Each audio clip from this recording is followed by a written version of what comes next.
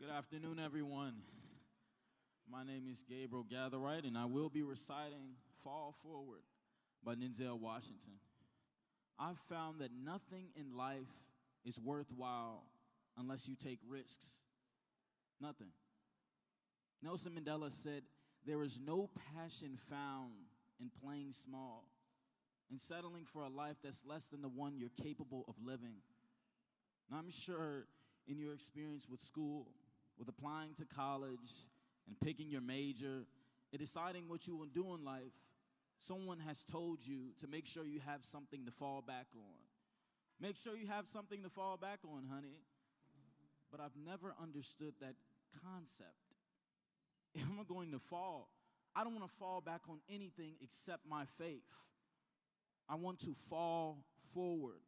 I figure at least I will be able to see what I'm going to hit. Here's what I mean. Reggie Jackson struck out 2,600 times in his career, the most in the history of baseball. But people don't remember the strikeouts. They remember the home runs. Fall forward. Thomas Edison conducted 1,000 failed experiments. Did you know that? Neither did I. Because the 1,001st was the light bulb. Every failed experiment is one step closer to success. And you have to be willing to take risks. I know you've probably heard that before, but I want to talk about why that's important. I've got 2 reasons, and then you can pick up your iPhones. First, you will fail at some point in your life. Accept it. You will lose. You will embarrass yourself. You will suck at something. There's no doubt about it. I know that's not the traditional message for a business luncheon, but hey, I'm telling you to embrace it because it's inevitable. Here's my second point about failure. If you've never failed, then you're not even trying. Someone once told me, to get something you never had, you have to do something you never did. To not only take risks, but to be open to life, to be open to new opinions and new views, to be willing to speak at a sports luncheon in front of so many people in the most beautiful city in the world, even though you're scared stiff. Now, it may be frightening, but it will also be rewarding because the chances you take, the people you meet, the people you love, and the faith that you have, that's what's going to define your life. And that is what is going to propel you to fall forward. Thank you, Rainbow Push Excel, for this great opportunity. And everyone have a good day.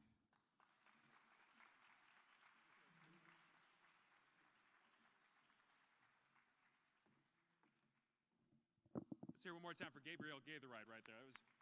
He's going to be a senior in high school. That was outstanding. Very well done. So we're going to keep things rolling this afternoon. It is my distinct pleasure to introduce our first honoree this afternoon. Dr. Valerie Daniels-Carter is one of the most preeminent business owners in the United States. In addition to owning several restaurants and restaurant-branded operations in the United States, she's been widely recognized for her business ingenuity. She's the president and CEO of V&J Foods Holding Companies, Inc., a multi-brand, multi-state operation recognized as the largest female-owned franchise organization in the nation. Dr. Daniels-Carter's quick-service restaurant empire operations are comprised of Auntie Anne's Soft Pretzels, Burger King, Coffee Beanery, Nino's Southern Sides, My Oh My Frozen Yogurt, Pizza Hut, and Captain D's Seafood, along with numerous real estate ventures. Prior to establishing V&J Holding Company, she worked in banking and finance. Ladies and gentlemen, please welcome Dr. Valerie Daniels-Carter.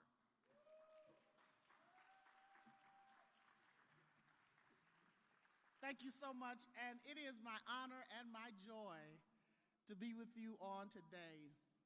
And I just stopped by to say to Reverend Jackson and to the entire Rainbow Push family, you just don't know what you've created until you can see the results of what God has put in front of your face and it grows. Why do I say that? Because I am a creation of starting with a dream, but allowing a man like Reverend Jackson to water and help me to flourish and grow. And you never forget the bridge that helps you to cross to where you're trying to go. So all John and Jeanette had to say to me was, Reverend said, and I was going to be there. Why was I going to be there? Because Reverend said. Because Reverend Jackson is a man that fights for the underserved. He has marched in civil rights movements all across this world.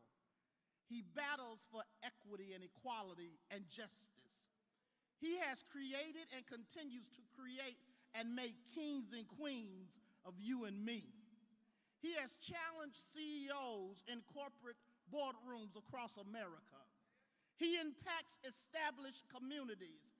He impacts natural families. He impacts spiritual kingdom. He transcends generations through empowerment and reformation. He is the Reverend Jackson. He has the ability to see what you and I cannot see. When I was a young girl, just starting out wanting to be in business, many did not see what I saw. But Reverend Jackson powered and partnered me up with a little warrior named Reverend Barrel. Anybody in this room know Reverend Barrel? I think we all know Reverend Barrel. And her life and her legacy will always be remembered because I am the tall Reverend Barrel, because I understand what it takes to navigate through my assignment. Greatness is not who you are. Greatness is what you do. And if you don't have the capacity to create greatness, then you're just marching on the road. I want you to know that today, Reverend, I'm here because you just didn't march on the road. You saw a little girl, quite skinnier than I was. You know, I got a few pounds on me now, but a little girl that had ambition, a little girl that had desire, a woman that had been educated through the schools of hard knocks. And you said, you can do it. And you opened up a door for me that I shall never forget. You made a champion out of me. And today I'm here to acknowledge the fact that because you made a champion out of me, I've been able to navigate through my assignment with the help of God. Because I've never seen the righteous forsaken. I've never seen his seed beg bread. Tonight and today I come to let everybody know it wasn't the Green Bay Packers. It wasn't the Bucks that made the championship. You know, they won the championship. And when I was leaving my house today, I said, Reverend Jackson made a champion. The Bucks gave me my championship ring. So I'm going to take this ring today. Now, Reverend, you can't keep this ring. I know. It says Valerie Daniels Carter right here. But I brought this ring for you to wear through the luncheon so everybody knows that you're a champion maker and you make champions out of us.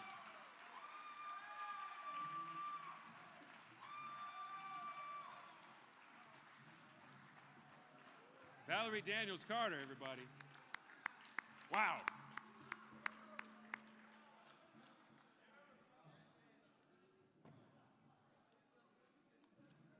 Wow.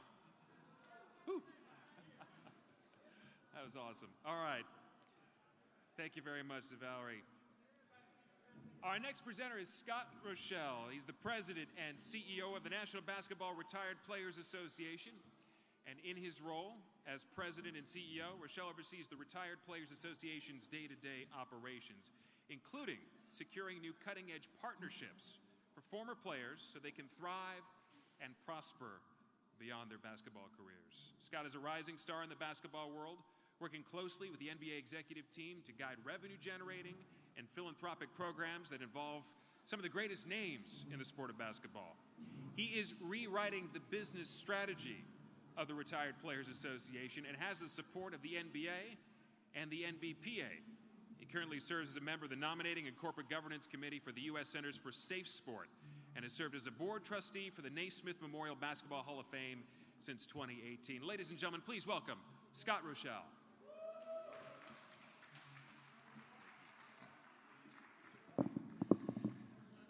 All right, Dr. Bryant, you've got me following Valerie Daniels Carter. I think someone set me up. I'm good. All right. Well, first of all, thank you for having me here. Again, Dr. Bryant, thank you so much. If you know Joe Bryant, you know he works very hard on this program. I've been doing it for about 6 years now, and give him a hand. You know, we have impactful conversations here, so it's great to be back. It's great to speak. Rev, I haven't seen you since the Cleveland All-Star Weekend when we honored you at the Legends Brunch. It's good to see you back. Again, my name is Scott Rochelle, and I am the President and CEO of the NBRPA, the National Basketball Retired Players Association. We're based here in Chicago as a 501c3 that is funded by the NBA to handle all things transition for former NBA, WNBA, the old ABA, and even Harlem Globetrotters. In our mission, we're here to serve the community as well as give our players the opportunity to transition in a holistic, very successful way. What does that look like? We have members in their 20s, members in their 90s. You know, it's a very diverse group, and much of what we do now really is based on the business, and we're here to talk about the business of sports. Good news for us is that business is booming. It's not just that the business world has embraced players, but players have embraced the business world. If you look at what we've seen in the past couple of weeks, Draymond Green won the NBA championship, and what did he do immediately afterwards? He recorded a podcast. Players are now actively owning their brand, owning their business, owning their messaging, and putting it out directly in formats that you can see, you can understand. There's no filtering. There's no trying to figure out what the media is trying to spin there. Players are giving it to you directly. And that's really at the center of the business world for professional athletes now. You see LeBron James running movie theaters, movie production. You see his movies in theaters. You see Andre Iguodala doing so much in the tech space. This is trickling down to all the athletes, and this is leadership that we're seeing from professional athletes who are actively playing now, retiring well, and then passing along through the other generations. So you see us in the memorabilia space, the video game space. When you play and your kids play NBA 2K, and you see a former player in that game, that player receives a check twice a year.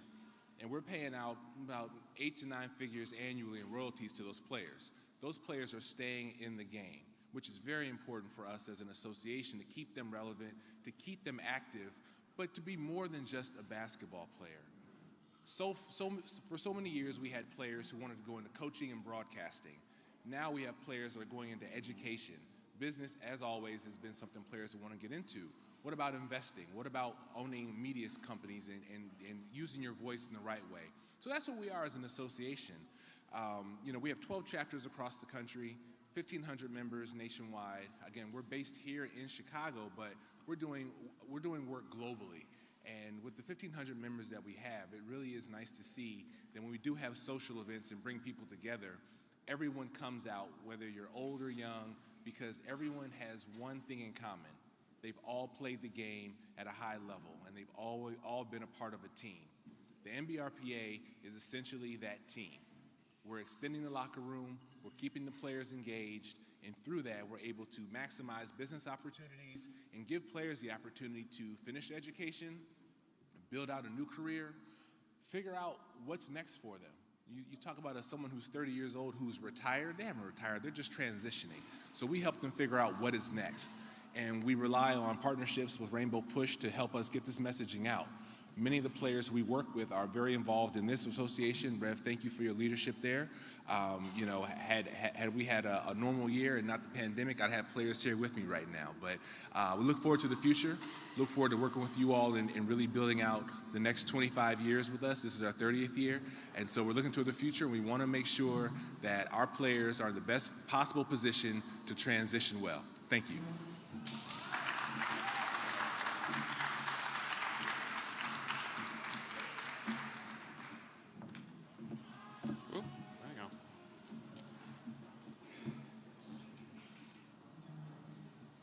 Sorry about that. All right, next on the stage this afternoon is Erica Fay, founder of Maximum Achievement Coaching. She's passionate about helping athletes create their ideal results on and off the field.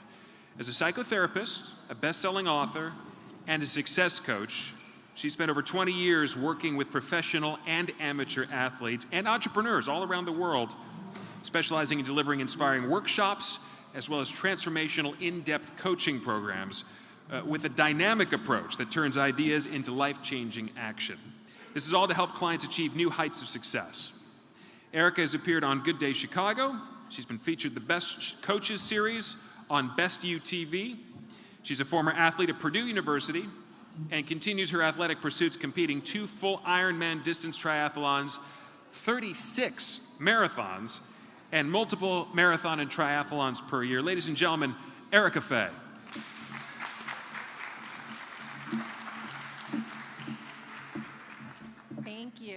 Thank you, Reverend Jackson, for having me, and Dr. Bryant for having me. And it's a pleasure to be here with you all at the Rainbow Push Coalition. I'm so thrilled to be here, and hopefully this will be the first of many. So when you think about mental health, what comes to mind? I like to say that mental health is just a kind of a blanket statement for overall well-being. And if you think about this, our minds can be our greatest ally, or they can be our greatest terrorist if we don't train them. So that is one of the things I'm highly passionate about. As a licensed marriage and family therapist, and also as a performance and mindset coach for athletes, what I've seen is that we can never outperform our own self-image. This has been written about by psychologists, and specifically Maxwell Maltz, the founder of self-image psychology. But if you think about any self-limiting beliefs, if you don't see yourself as a person who can go out and achieve great dreams, or a person who can take action on the desires of their heart and turn them into life-changing action, like Dr. Reverend Jesse Jackson has done. Each and every one of us has that seed of greatness within us, but unless we actually nurture it and do something about it, we won't be able to contribute in the way that we're meant to contribute. So that's something that I'm really highly passionate about, is supporting athletes specifically. They're the demographic that I'm really passionate about serving, to not only succeed both in and out of their sport, but also when their sport ends, they have the right to have a new dream. And as long as we're breathing, life isn't done with us yet. So that's one of the things that I really enjoy in terms of really igniting the fire of the dream with athletes, and invoking that ability to contribute and use their platforms for something greater than themselves.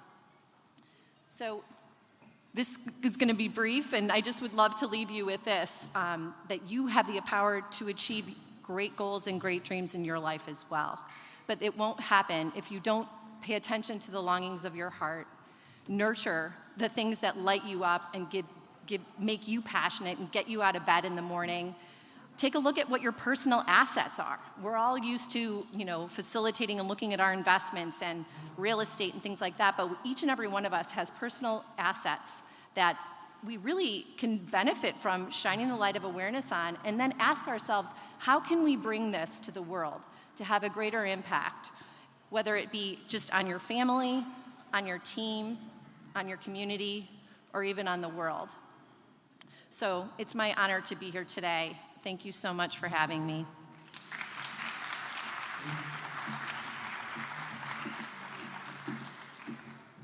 Erica Fay, thank you very much. Before we get to our keynote speaker of the afternoon, I'd like to invite Reverend Jesse Jackson to share some words about baseball, which will be a theme we're talking about here in a little bit. Reverend Jackson? So I am somebody. Somebody. I am Somebody. somebody. Respect me. Protect me. Never neglect me. I am somebody. With my mind, can't conceive it. My heart can believe it. I know I can achieve it. I am somebody. I am God's child. All things are possible. Nothing is too hard for God. Nothing is too hard for God. Keep hope alive. Keep hope alive. Keep hope alive. Let me hear you scream.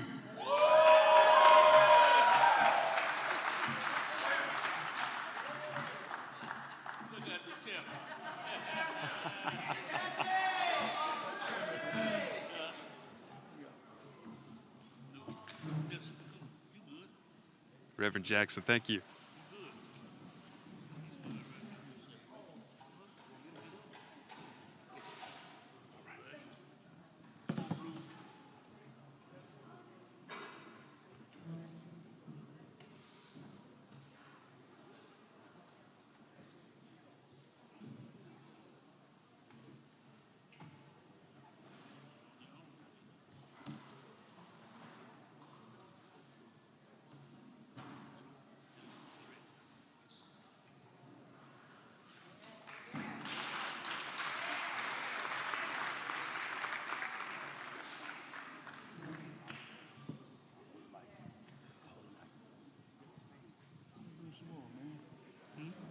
You got to put you back in the chair because you can't move.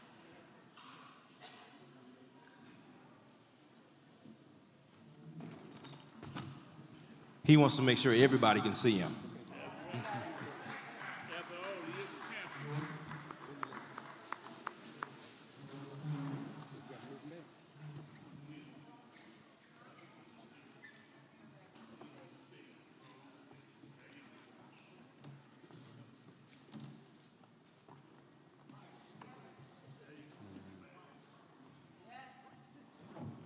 Leg back, straighten it up. Thank you so much. Give John Grace a big hand for wearing the hell out of me.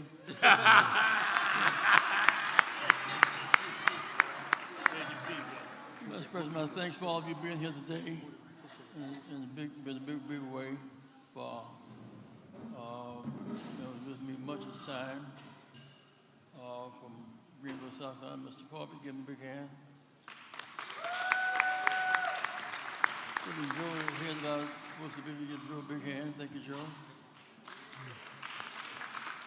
We recognize both people. Arbery case was a great case this year. Young man killed by the police. They lied. Family went through a lot of crisis. Good news is, all white jury in Georgia. Yet somehow, as America grows and gets better, they convicted the killers. Arbery family, please stand. His father's here.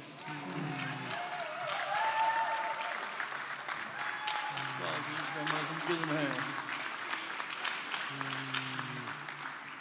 Members of our board, chairman of the board, Mr. C.K. Hopper, stand. C.K. Other members of our board, stand. John Graves, C.F., members of our board. My brother beloved just dropped a bombshell yesterday. You know, when there's going to be a bomb, because the bomb shelters, and they're running to avoid the bomb. So Reverend Meeks dropped the bomb in church yesterday. He was out of the shelter. He's going to retire this December and be another pastor of his church. That's a bomb. That Reverend Meeks get a bomb dropper.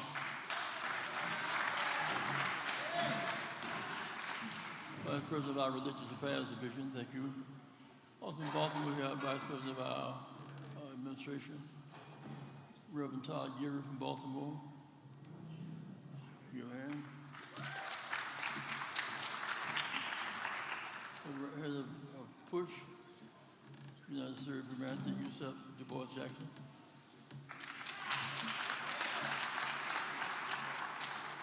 Some of the spirit displaces by a man named Jonathan Jackson, who's running for Congress. Got that in passing. I'll say these things about baseball.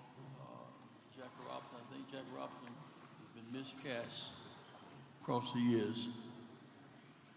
When we see him as a baseball player who did daring things, I'm all right. On the baseball field, magnificent player. The thing is, he transformed American culture. 41, he was in the military. He at UCLA, other than football, basketball, baseball, and track, 4 lessons in 1 year. The military. Recruited on the back of a bus on the base. 41, 14 years before Rosa Parks. Came out of the military in 46, went to Montreal, 47. He played baseball for the Dodgers. That's where it starts. And Ricketts said to him, given racism in the country, the culture, we'll have a lot of trials and tribulations on the field, will have to agree for 3 years that you will take it and not fight back. In the field, you cannot fight back. You cannot even tell the press what's happening. So one scheme was when Jackie was to play on the field, Dixon Walker and other players decided they're going to form a boycott. You on the field, you're going by himself. He broke that scheme up, Brother Meeks, broke it up. But he still faced the hardships of being the first black in baseball. At the time, radio was our TV and our internet. Mutual broadcasting system comes every day, baseball. One day Dixon Walker walks in and said, Jackie Robinson, you had a good game. You 4 for 4, so 2 bases with 1 3 and 3 to 2. But you're still a nigger. You couldn't say a word. That was the deal. Team went south, they had to stay in people's houses. He said in the hotel was the rest of the team. That was the crisis of Jackie Robinson. Jackie Robinson played the first year, he was hit more times than the whole league had been hit the year before. Jackie Robinson paid the price for all of us. First, it was a bunt 28 times, successful in 1 year. 367, if you will, against those odds. More than play, he was a playmaker for the whole country. Because he was successful in the baseball, and given how anxious the country was at the time about racism as an official policy. This is 7 years before Pittsburgh's decision. Jackie, in that situation, very important to hear me now.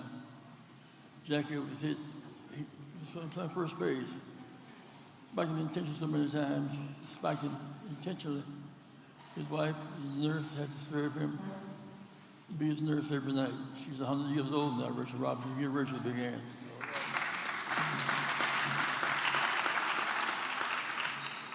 So Jackie, because he was successful, football was successful. George Hallis and Marshall from Washington, Meyer from New York, William from Pittsburgh, blacks no longer playing in the NFL. Follow them out. Kenny Washington, who ran with Jackie in the NFL, UCLA, All-American, couldn't be drafted. So his success meant football got a break in 1948, the year after 47. Blacks couldn't play in the NBA.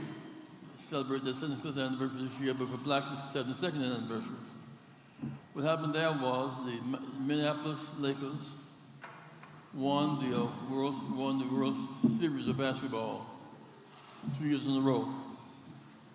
Each year they became champions, led by George Mikan. Each separate game, they played the Harlem Globetrotters, the clowns of basketball, if you will. Steve Georgia Brown and all that stuff. They beat the Minneapolis Lakers twice, 48 and 49. But in 1950, you had Earl Lloyd, Syracuse. Jack Robinson laid the foundation for all the football, basketball, all 3 sports was on the Jackie. He led the cultural transformation of our nation. That's baseball for you at its best. In that tradition, there are some owners care enough to move beyond the playing field to give people opportunities and hope. This is why Tom Ricketts is here today. Tom is a country boy. Came from North and did well. Athletics, owns the Chicago Cubs. When the controversy last year was about a black coach playing football, not an issue because the coaches are successful records. Beyond the ball field, the procurement budgets, they buy products, goods, and services. You're probably on this today because Caldwell made this issue. He went to the White Sox to let me clean the uniforms. The Randolph tested his chemical out. He had the right chemical combination. As he expanded his company, he now cleans the uniforms for the White Sox, all visiting teams. Shut up, Joe Caldwell. Tell the right clothes.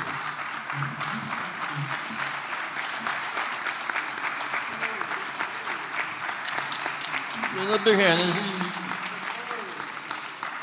They're doing better than your uniforms are cleaner now. My daughter's and teachers are really.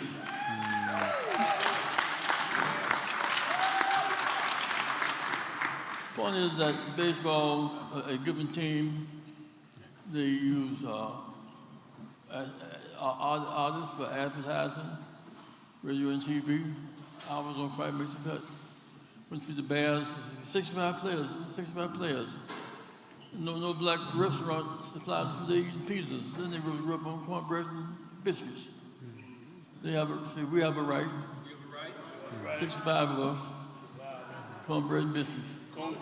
Not just biscuits, not just pizzas. One is that the baseball team, the teams have all these services to procure. So Tom Ricketts has the spirit of that, the baseball beyond the playing field. The reason why Ernie Banks has a statue today, Tom Ricketts is part of that. We went to the board meeting at the Tribune, probably because we were sitting and talking to him one day at the Customer Relations office, and he was crying. That's why Ernie Banks crying. He had brought a tremendous award to honor his third baseman, Santo. And they told him they didn't have time to him to present Santo with the award. So he was brokenhearted. The radio said they had 30 minutes left over. They just talked, filling in his space. So we were having a long journey. Ricketts, for all that you mean to baseball and to us, as you set the pace for the rest of the athletic industry, I want to thank you to give you a special award.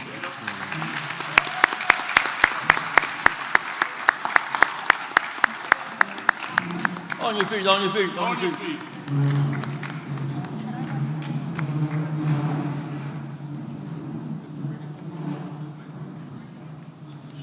Yeah, I got one over here, so I'm good. Reverend Jackson, thank you so much. We appreciate it.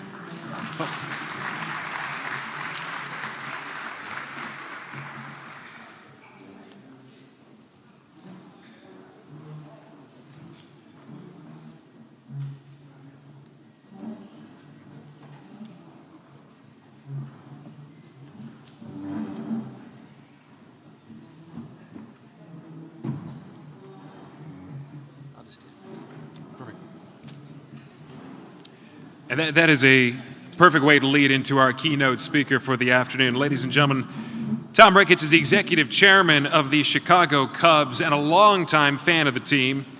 In 2009, he led his family's acquisition of the team from the Tribune Company. When Tom and his family were introduced as the new owners of the Cubs, he outlined 3 goals for the organization: win the World Series, preserve and improve Wrigley Field for future generations, and to be good neighbors, giving back to the city and to the team's North Side neighborhood. Chicago Cubs won the World Series in 2016 and were named by Baseball America as the 2016 Organization of the Year. Tom, I think that deserves a round of applause. Mr. Ricketts is on the Executive Council of Major League Baseball. He is also the chairman of In Capital LLC, which he co-founded in 1999. Ladies and gentlemen, please welcome Tom Ricketts.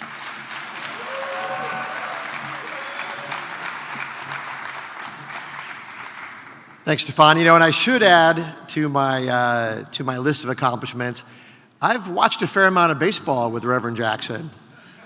Come to Wrigley pretty often, and obviously I've spent a lot of time with his sons. So, it's really an honor to be here today. As Stefan said, you know, we laid out 3 goals when we bought the team 12 years ago. The first goal was to win the World Series.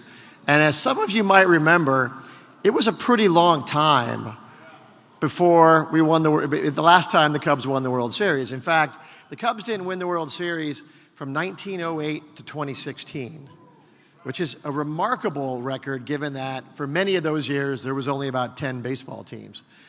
But the thing that was most amazing to me as I walked around those first early days of the ballpark, people would come up to me all the time and we'd have a lot of conversations. And one very typical conversation would be, Mr. Ricketts, I want you to know that I'm 71 years old. Please win the World Series before I die. To which I would reply, okay, you're 71, I get that. Do you eat right? Do you take care of yourself? Do you exercise? Just how much time do you think we have for this project? So, or I also get people come up to me, hey, Ricketts, why is it $5 for a Pepsi? To which I always reply, why is it $20 million for a starting pitcher? So, anyway, so with respect to our first goal, obviously we achieved it in 2016. My only real regret now is not having a ring as big as the Milwaukee Bucks ring. So, anyway, our second goal was to preserve and improve Wrigley Field. Wrigley Field was built in 1914 initially for about $200,000 in about 9 weeks.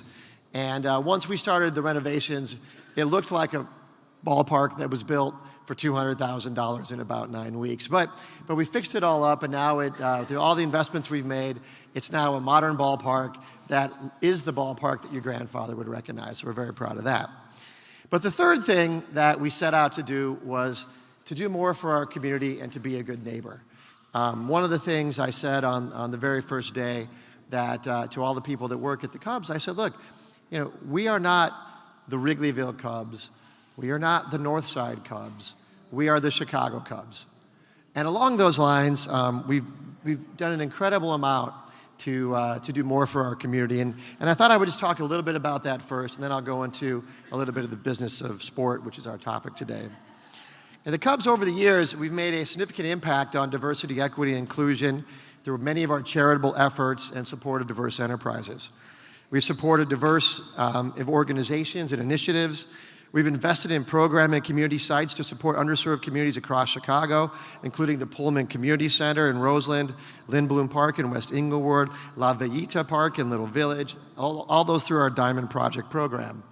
And in fact, since 2014, our Diamond Project program has given more than $10.8 million to fund 103 capital improvement projects and grants to 79 youth baseball and software programs and organizations throughout the city. And as you might imagine, most of those have gone to fund baseball and softball projects on the south and west sides.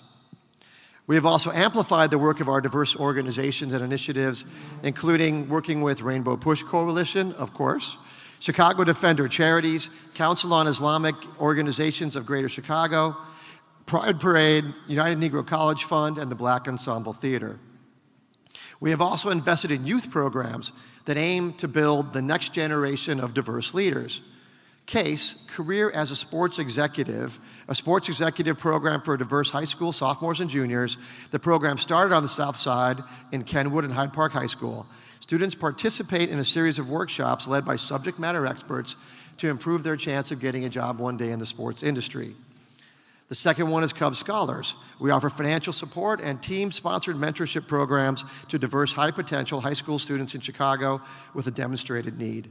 Since 2013, we have supported 22 scholars. 85% of the students have been people of color, each receiving $20,000 scholarships and $20,000 upon enrollment to their university. And we're not quite ready to completely announce it, but we look forward to our largest initiative yet, to build a baseball academy in Chicago that we think will be the most ambitious effort ever by any sports team in the United States. But along the lines of business, we've also engaged diverse business enterprises. As part of our investment to renovate and expand Wrigley Field, it was important to us to have contractors work on the project who reflected our community. We voluntarily awarded nearly $100 million in contracts to diverse and women-owned businesses. Approximately 35% of our workforce was diverse. We've made the same commitment to diversity and inclusion at the new Wrigley Field Sportsbook, which is now being built. We have committed to reaching a goal of 26% MBE and 6% WBE and are well on our way to achieving those goals as we speak.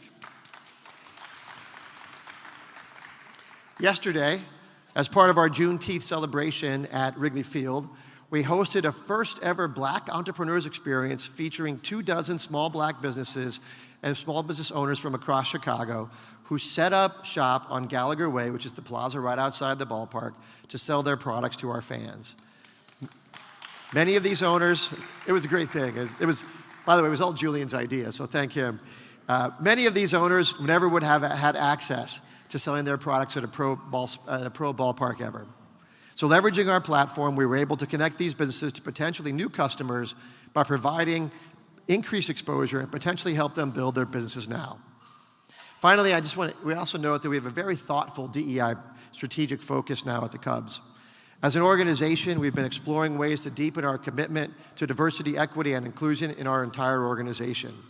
We've recently developed an organizational diversity, equity, and inclusion strategy and identified 5 key areas of focus: people, culture, marketplace, community, and suppliers.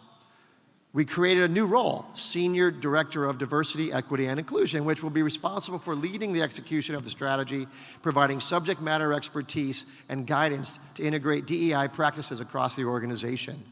The role will be filled by Assistant General Counsel Shamika Qualo of the Cubs. We launched a diversity hiring initiative with a focus on attracting and hiring diverse talent and expanding our connections for sourcing to include diverse career advancement organizations, recruiting partnerships, and dynamic sourcing avenues. In 2020, we formed a DEI council to engage our associates in opportunities to design, lead, and participate in DEI initiatives. The DEI Council has helped develop educational programming and activities around historical and cultural holidays, such moments as Juneteenth yesterday, Asian American and Pacific Islander Heritage Day, Mental Health Awareness Month, and Women's History Month. And in fact, for our very first Cubs Juneteenth celebration, the guest speaker was none other than the Reverend Jesse Jackson himself. And also, we're very proud of some of our high-profile hirings. Beth Mowens this year became the first woman in Cubs history to serve as play-by-play announcer, making her debut at spring training on March 20th and calling her first regular season game on May 8th. And Jeremiah Paprocki was hired to be the new PA announcer, the first African-American to hold that position in team history and one of the youngest in all of Major League Baseball. And he's doing an excellent job. So we're very, very proud of everything we've done on the north side, up to the Cubs, to not only become a better team on the field, but become a better organization off the field. And I just want to do a special shout out to one of the people that have led that more than anyone else, and that's our own Julian Green, who's with us today.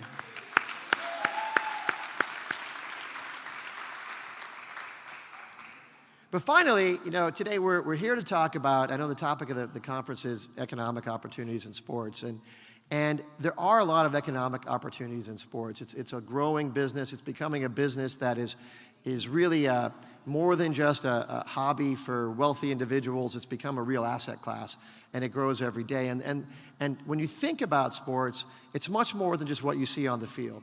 Every time those guys walk on the field, there certainly is a sporting event going on, but behind the scenes, there's the television production, there's the food and beverage going on, there's everything that goes around the stadium. And there's a lot of opportunities, particularly in our case for diverse suppliers, for example, but really just in general, the game day experience is growing as more and more people spend their time on sports, similar dollars on sports. But I think the biggest opportunity in sports right now is the way that fans consume their sports day is changing. There was a day when you would take a stadium, you would take it out to the suburbs, you would put it in the middle, you would surround it by parking lots, and the theory was people would park and just walk into the stadium, get back, watch the game, walk back out, get in their cars, and go home. And that stadium would collect all the revenue because basically it would just all seep right in because there was nothing else to do. But the fact is, today's sports consumer doesn't want that anymore. What you're seeing now is that every stadium wants to give you a full experience. People want to show up early. They want to get lunch. They want to go to the game. They want to go out for dinner afterward. They want to stay for a show. They want to go out for a beer. They're consuming sports different. So anyone that's looking at sports opportunities should be thinking about how people consume their sports day differently. I think 2 great examples are in this room. Obviously, everything we've done around Wrigley Field. If you haven't been up there lately, please come back and see us. We spent a lot of time and thought and resources to build a game day experience that we think is the best in all of sports, with Gallagher Way, which is a plaza where we host different events all year round, not just for game day, but for community on non-game days. We have a beautiful hotel with nice restaurants in it. It is a very different game day experience than you would have had just a few years ago at Wrigley Field. The other example is, of course, the Milwaukee Bucks and Deer District, which has turned into like the party center of all of Milwaukee. And but it also just underscores the fact that people today want to consume their sports day very differently. I think the other opportunity, particularly for some people in this room, and even one young man I spoke to earlier, the leagues, all the leagues, are looking for more representative workforces. And one of the things that every team is challenging themselves to do at the moment is to look for those people that they can bring in to really have the most diverse and productive workforce that we can have. It's been over the years, while sports on the field has always been driven by a pure meritocracy, I think sports off the field can always get better. And so we at the Cubs, and I think everyone else in baseball, as well as the other leagues, are doing what they can to give more opportunities to more kids looking for those kind of jobs.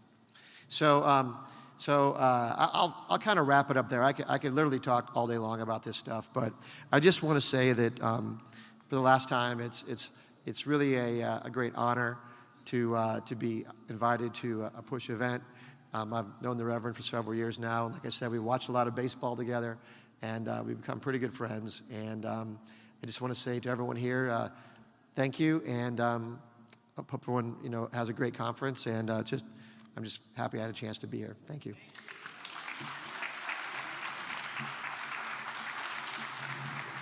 Put your hands together, put your hands together. Our entrepreneur of the year. Ladies and gentlemen, Tom Ricketts. Of the year is Joe Caldwell from Seasons, who was our treasurer many years ago on Maryland Business College at that time. He was a student of his. He said he went to the White Sox office, never in the front office before. They gave him a chance. He made the best of it. Because his success as a cleaner, the official cleaner clothes for a uniform for the White Sox, all business teams, now we'll just expand that operation. By the way, Ricketts Club no clean your own uniforms, just hand and pass it. Give a big hand for Joe Caldwell, please. Tell him right clean, tell him right clean. Tell him right clean. Let's bring Mr. Caldwell. Yeah, we're going to bring him out. Come on out. Big hand for Joe Caldwell. Tell him right, tell him right, tell him right, tell him right. Good afternoon. Of course, I'm Joseph Caldwell, and I'm so honored today, and I'm so grateful. I've heard all the speakers talk about Reverend Jackson, and I've probably known him longer than probably anybody in this room, because I met him when he first came to Chicago. He was a country preacher, and what he said to us was he was a tree shaker, and we were supposed to be the jelly makers. So we worked on that for years to come. We talked about the White Sox, and he was, in 1992, Reverend Jackson was talking about the budget of Major League Baseball. I heard it. Don't know if I understood that I was to be a part of it, because at that point I was strictly retail. I'm in the dry cleaning business and tailoring business, as you well know. I didn't see myself as a part of that. But thank God, and talking, Jerry Reinsdorf heard him also. And I got a call one Tuesday morning. And the call was from my architect, who had they had a meeting with Jerry Reinsdorf, and he was looking for a minority to do the cleaning of the White Sox uniform. I got the call, and I asked, what team was it? At first, they wouldn't tell me who they were talking about in the Major League Baseball team, but they said, would I be interested? And I said, yes, I'd be interested. I'd talk to them. But as the conversation went on, finally they got around to introducing me to the purchasing agent. I went down that cold Tuesday morning in February and met with Mike Spadali, who was the purchasing agent. He asked me a simple question: did I think I could do the uniforms? We had been cleaning clothes for 35 years.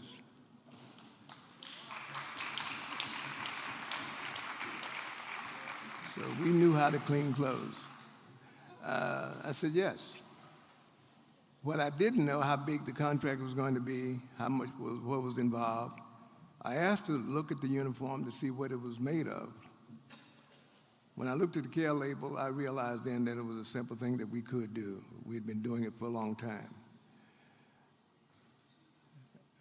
But we did have to tool up. And the question then became, as most of you know who deal with corporate America, what was the term of the contract? What was it going to look like? How long was it going to be? When were we going to be able to break even? All these questions had to be answered. And talking to them, they first wanted to give me a one-year contract. This is 1992, ladies and gentlemen. I said no. I didn't want a one-year contract because I couldn't break even at that point. So we negotiated that out. But needless to say, we've been doing it for 30 years now. 30 years. And I have to thank Reverend Jackson, who had the foresight to know that we could be involved. He knew about us before this contract was negotiated, because we were doing, just a little story about Reverend Jackson. When he first came to town, a guy,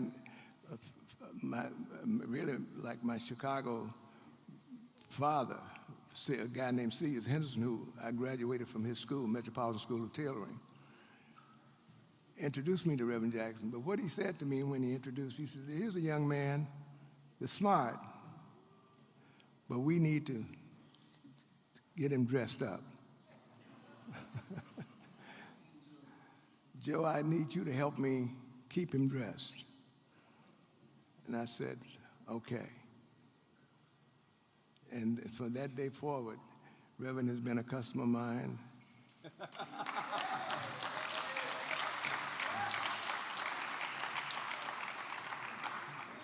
And I'm so proud to say that I'm thankful and grateful to the organization for all it has done. And not only just for me, because remember when they opened the doors, when I opened the door to the White Sox as the first minority vendor for cleaning uniforms, it opened the doors for a lot of other minority vendors. And that's what's important. That's very important. So, because I remember Mike asking me to give him some names of other minority businessmen and women after I got in. After they found it, quick story about it though, the first 6 months doing the uniforms, I was so afraid that if we made a mistake, if we didn't do these uniforms well, it was going to reflect on the entire minority community. So I was very cautious about that. I was there day and night watching it, making sure that every stitch was in place, all the spots were out. All these things had to be taken care of. So for the first 6 months, and after 6 months over, I went to Reverend Jackson, told him I got the contract. I wanted him to know that then, because I was ready to publicize it then. But before then, if I had made a mistake, I tell you, I was shaking in my boots. But I do thank Reverend Jackson for having the foresight and seeing in me and seeing in my organization and the South Side, because, you know, the Chatham Business Association is a part of what Reverend Jackson was doing. We had our members join with them to make sure that we got our fair share. So that's been a very part. And Reverend would come out and meet with us, talk with us, and help us. Thank you very much, ladies and gentlemen, and have a good day.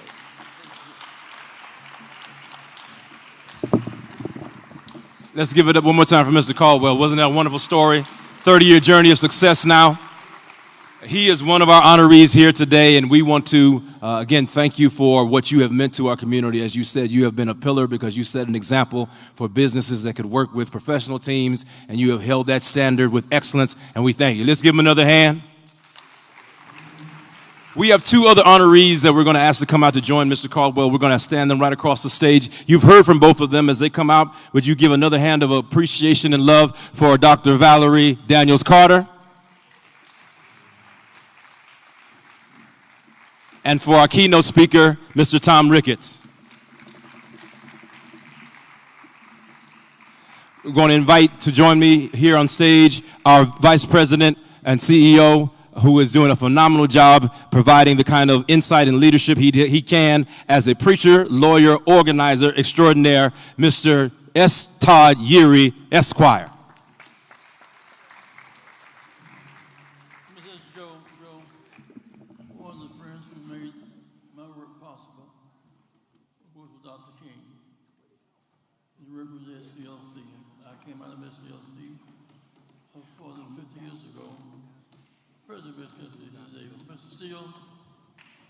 Brother Seal. Come share a word with us. I'm scared we'll get you. Who doesn't work together right now on a corporation that's not doing the right thing. Big hand for Brother Seal.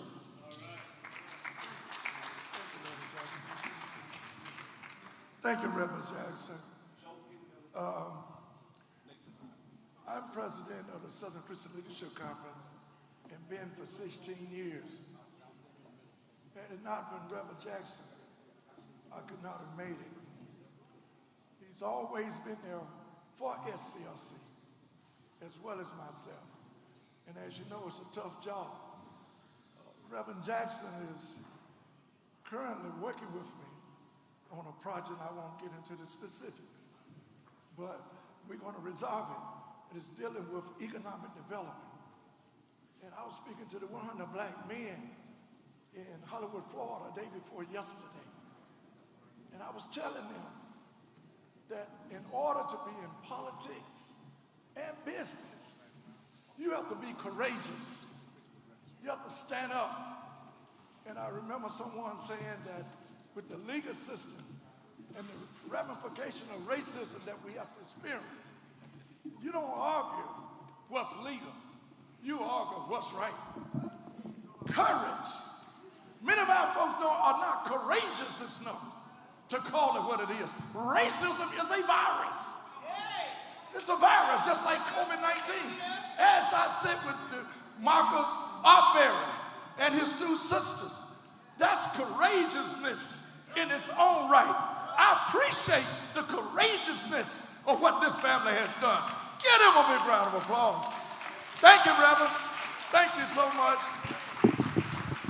We're going to have... Jackson, whenever he helped me to speak, when I'm talking about courageousness, he would never let me finish with telling you that I don't fool with no scared Negroes. Because a scared Negro will get you killed. Thank you so much. Thank you so much. We're going to close out our program. I'm going to ask our two board chairs to come and stand alongside with Reverend Jackson, Attorney C.K. Hoffler, along with Mr. John Graves. And we're going to have our awardees come stand with Reverend. Reverend, you have one more comment that you want to make and share before we dismiss? Joe, yes. In addition to the Aubrey family, Lonnie Day was killed. He was a student at Illinois State University. He was killed. It seems to me that the kind of attention he deserves is not gotten. Determined to get his story told. Lonnie Day, his mother, Doug, give him a big hand. Thank you, sister.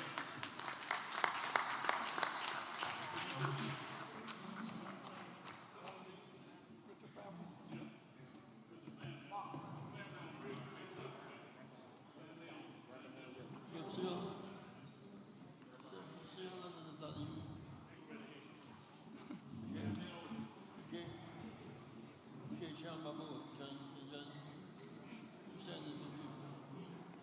Who's the gate?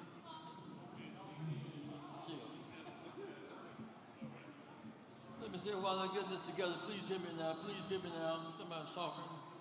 Don't talk, please. We're going to a session now. Led by Sister Barbara on the wire. She's and Natasha and friends. On voting rights. All rights we have reserved by the right to vote. The Rights Act is under severe threat. They can take it back. If the Supreme Court will move on white women essentially on the issue of Roe v. Wade, on every other right. We have an obligation to fight back. Barbara Mowens, Reverend, is leading that fight. Barbara Mowens, a big hand, won't you please? A big hand for Barbara Mowens. Yusuf, come up here, Yusuf. Yusuf. Brother. Yusuf. Yusuf.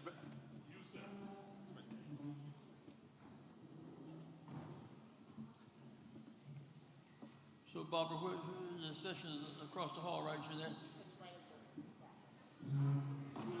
Oh, this is the building, right? It's right in the back. Right down the hall.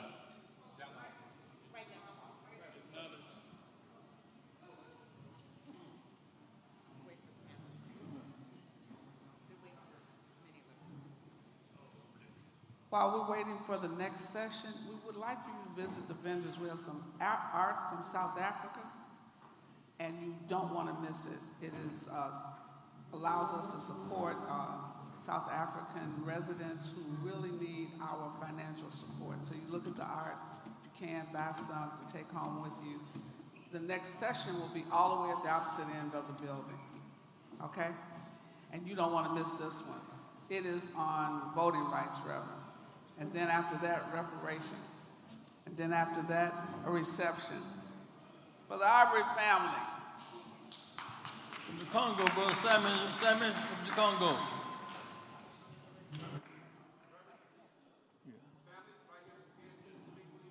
What's that now?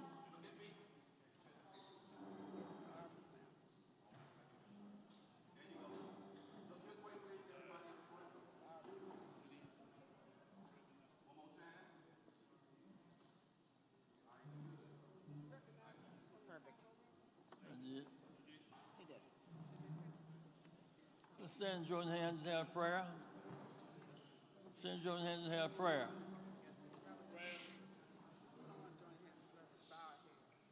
Bow heads and let's have prayer.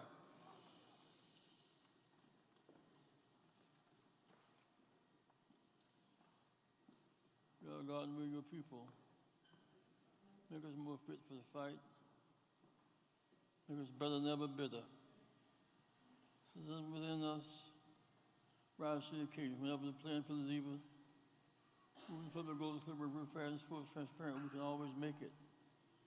And then end up in life, we want our life to be more like a baseball field. Equal just all the bases. Everybody has a chance, you win, sometimes you lose sometimes, but you win every time you put your life on the line. And we thank you, God. Thank you for Dr. King and those who models who paid the price. Make this day possible, amen. Thank you.